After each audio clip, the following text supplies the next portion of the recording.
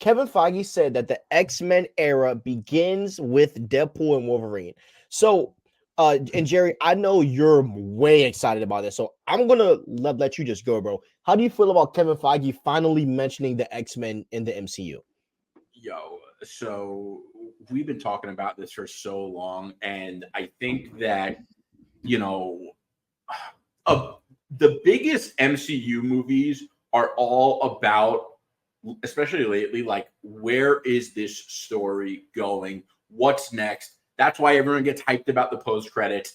And now we know that this movie is going to be, it's going to have a lot to do with X-Men in some shape, way, or form. This is going to be the first big breaking the fourth wall. Deadpool is the perfect character to break the fourth wall. And, you know, anyone could die in this movie. Like, you could see anyone die. It's probably going to be someone dying. If they want to bring him back, they could do it in an alternate universe. It's going to be absolutely crazy. You know, all bets are on for what could happen. But, you know, I think that they're going to introduce us to some mutants other than just Wolverine. And I think they're going to touch on a part of the mutant story that they want to tell in the MCU, because that is a big, big statement that Kevin Feige made. And I don't think he would be making that kind of statement if he was going to disappoint on that statement. I agree. You know, you and I have been fans of this since the beginning, and we've been covering together Marvel Studios for almost 2 years now, which is crazy, bro. We're about to be on episode 80, which is even wild. Like 20 more weeks, and we're on episode 100.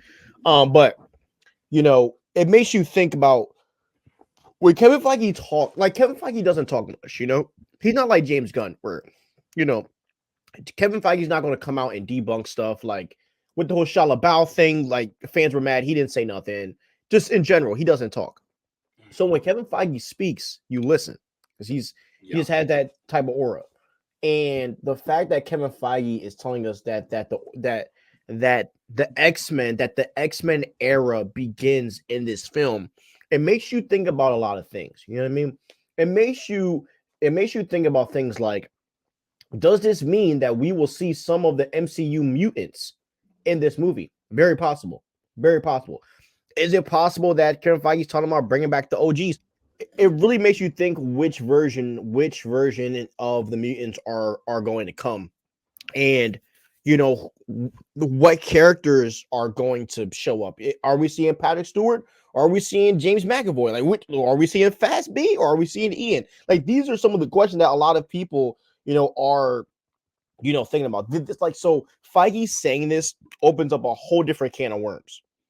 Than what the one, because you and I did expect the old school X-Men to show up, like if they did, you and I wouldn't have been like so surprised. But when you say that, because we know that it's not, we know that the big X-Men movies that are coming are not going to be based on the Fox X-Men. So when they say this, it's like the era. We could be getting, like we could, we're gonna see like some of the players that are going to be the top characters post Secret Wars, And then when Ryan Reynolds says, like, we brought Hugh back because no one else can play Wolverine but Hugh, is Hugh staying? I mean, it's just, those are the things I'm looking at, like, and from the way Hugh Jackman is talking, it seems like he wants to stay. You know what I mean?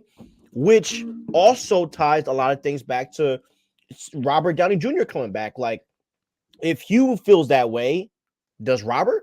Does Chris Evans? Does people like Hemsworth? Like it just makes you think about, like, what is Feige really cooking behind the scenes? Because it seems like a lot is going down.